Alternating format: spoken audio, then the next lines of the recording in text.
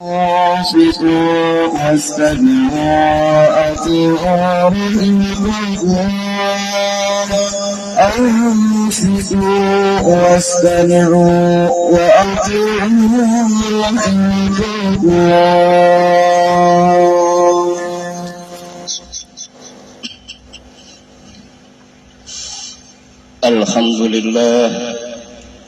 الحمد لله الذي أنعم علينا بشهر رمضان وأنعم علينا بمدرسة كبرى وتربية عظمى لأبناء الإسلام.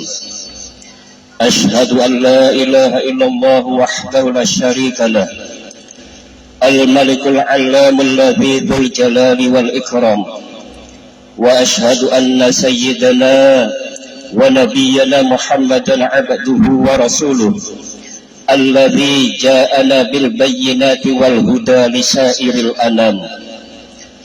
اللهم صل وسلم وبارك على سيدنا وحبيبنا محمد وعلى آله وأصحابه صلاة وسلاما دائمين متلازمين وسلم تسليما كثيرا. أما بعد فيا عباد الله، أوصي نفسي أولا وأفضلا وأوصيكم بتقوى الله. اتقوا الله اتقوا الله اتقوا الله حق تقاته والله يحب المتقين. Ma'asyiral muslimin rahimakumullah. Salat tarawih merupakan salah satu salat sunnah yang khusus ditunaikan pada bulan Ramadan.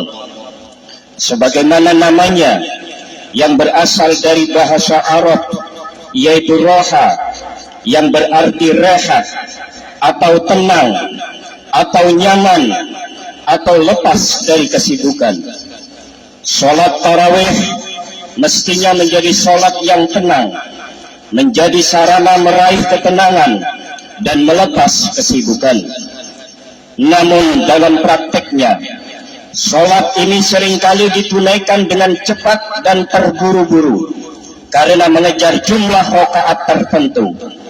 Sebagaimana diketahui, salah satu rukun salat adalah membaca surah Al-Fatihah. Dengan sedikitnya ada 10 persyaratan seperti yang disebutkan oleh Syekh Zainuddin Al-Malaybari dalam kitab Fathul Mu'in. Berikut ini 10 persyaratan membaca surah Al-Fatihah.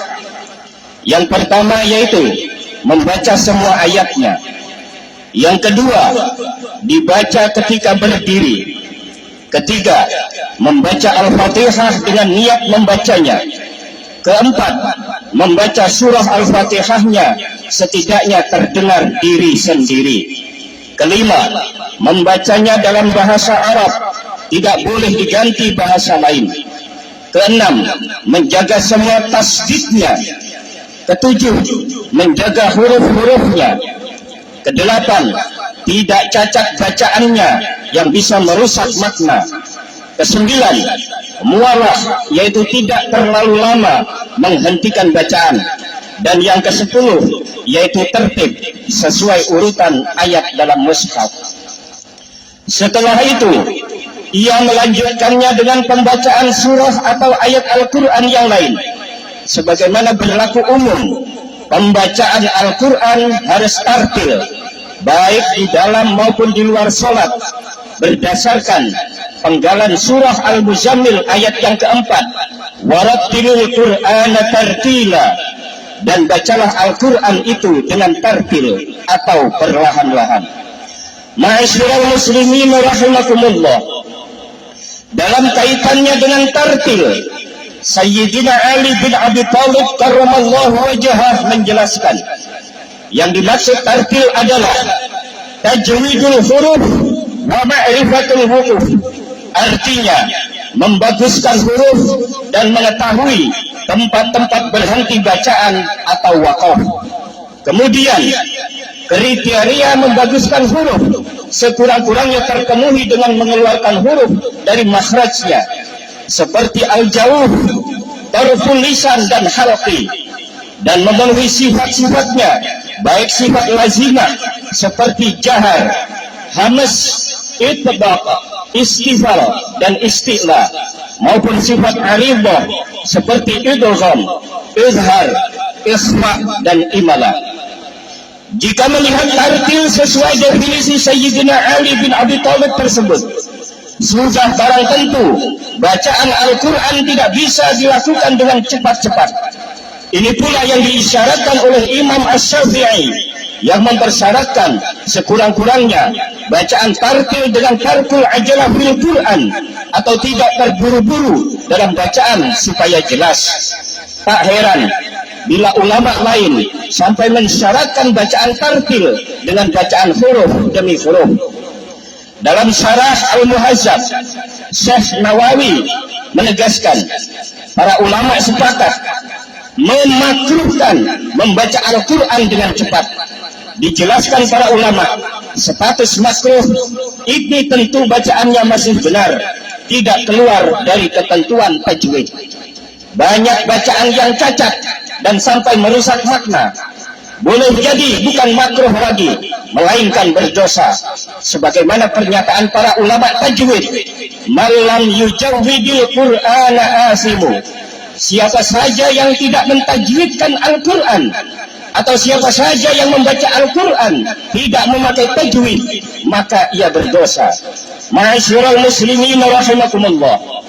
Mengapa para ulama memakruhkan bacaan yang cepat? Karena kecepatan bacaan dapat mengabaikan aspek tadabbur atau perenungan terhadap isi kandungan ayat. Padahal tadabbur lebih mampu mendekatkan pembaca pada ketenangan dan pengagungan kepada Allah sebagai zat sang pemilik kalam, serta lebih menyentuh hati. Tak heran jika Ibnu Abbas radhiyallahu anhu menyebutkan pembacaan Al-Quran satu surah dengan tartil itu lebih aku sukai dibanding membaca seluruh Al-Quran tanpa tartil atau dengan cepat. Kemudian berkaitan dengan tumakninah, jumhur ulama dari kalangan mazhab Maliki, Syafi'i dan Hambali sepakat mewajibkannya, terutama dalam rukuk dan sujud. Sebagaimana sebagian ulama Syafi'i menjadikan tumakninah sebagai rukun salat tersendiri. Adapun yang menjadi dalil wajibnya tumakninah menurut mazhab Maliki, Syafi'i dan Hambali adalah hadis Rasulullah sallallahu alaihi wasallam riwayat Al-Bukhari dari Abu Hurairah yang berbunyi, "Idza qumta ila sholati fa asbihil wudu, thumma istaqbilil qiblata fakabbir, thumma qra' bima tayassara ma'aka minal Qur'an, thumma irka' hatta tatma'inna raki'an, thumma irfa' hatta tastawiya qa'iman, ثم اسجد حتى تطمئن ساجدا ثم ارفع حتى تطمئن جالسا ثم اسجد حتى تطمئن ساجدا ثم ارفع حتى تطمئن جالسا ثم افعل ذلك في صلاتك كلها. Yang artinya, jika engkau menunaikan salat, maka sempurnakanlah wudu, lalu menghadap kiblat dan mengucap takbir. Lalu bacalah ayat Al-Quran yang menurut kamu mudah, yaitu Al-Fatihah dan surah. Lalu rukuklah hingga rukuk dengan tumakninah. Lalu angkatlah kepala hingga berdiri dengan tegak. Lalu sujudlah hingga sujud dengan tumakninah. Lalu bangkitlah hingga duduk dengan tumakninah. Lalu sujud kembali hingga sujud dengan tumakninah. Lalu bangkitlah hingga duduk dengan tumakninah. Kemudian lakukanlah semua itu dalam seluruh salatmu. Hadis riwayat Ahmad. Ma'asyiral muslimin rahimakumullah. Secara umum, segala sesuatu yang dilaksanakan secara terburu-buru atau tergesa-gesa termasuk perbuatan tercela. Terlebih lagi saat seorang hamba menghadap Allah ketika salat. Rasulullah bersabda, "Al-anatu minallah wal 'ajalatu minasyaitan." Sifat hati-hati atau waspada itu datangnya dari Allah, sedangkan tergesa-gesa atau terburu-buru itu adalah godaan setan.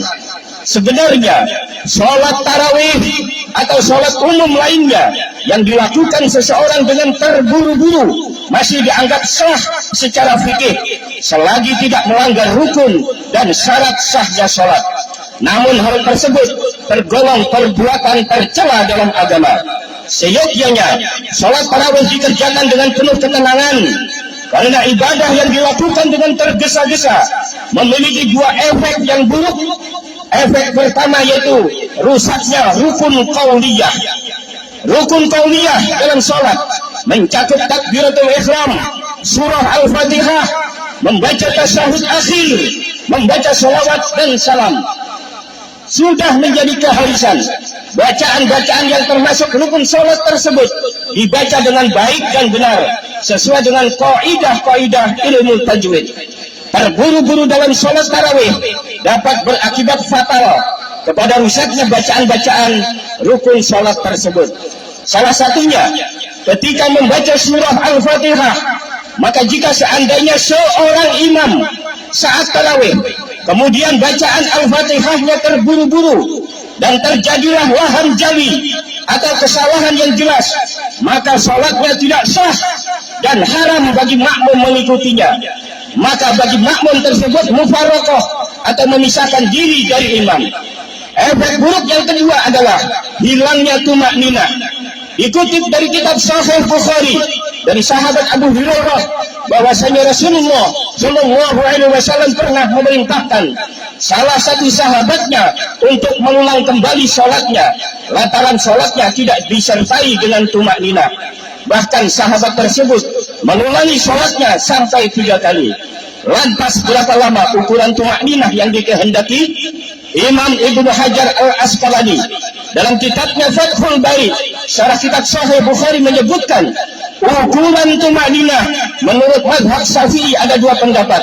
Yang pertama, berdiam sejenak pada gerakan tersebut walaupun sangat minim atau sangat sebentar. Yang kedua, minimal seukuran membaca 1 kali tasbih, yaitu subhanallah. Ma'asyiral muslimina hafizakumullah. Salat tarawih artinya salat yang tenang. Maka raihlah ketenangan dalam salat.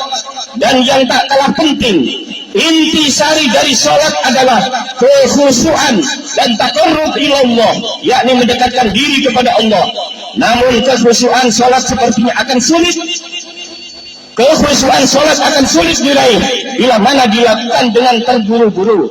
Al-Imam Al-Ghazali pernah berkata, orang yang salat tanpa khusyuk dan tanpa kehadiran hati bagaikan mempersembahkan hewan besar kepada sang raja, namun hewan itu sudah menjadi bangkai. Wallahu a'lamu bishawab.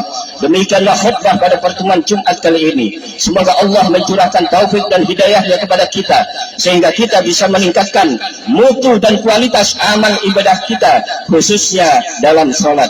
Amin ya rabbal alamin. Alhamdulillah. Wassalatu wassalamu ala sayyidina Rasulillah Sayyidina wa maulana Muhammad ibn Abdullah wa ala alihi wa ashabihi wa man tabi'ahu ila yaumil qiyamah. Wa ya ibadallah, usikum wa nafsi bi taqwallah faqad fazal muttaqun. Wa idza quri'al Qur'an fastami'u lahu wa ansitu la'allakum turhamun.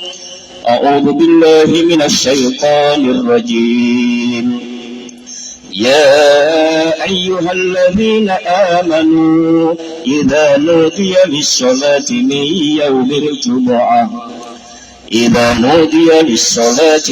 يوم الجمعة فاسعوا إلى ذكر الله وذروا البيع ذلكم خير لكم إن كنتم تعلمون. بارك الله لي ولكم بالقرآن الكريم ونفعني وإياكم بما فيه من الآيات والذكر الحكيم وتقبل الله مني ومنكم تلاوته إنه هو السميع العليم.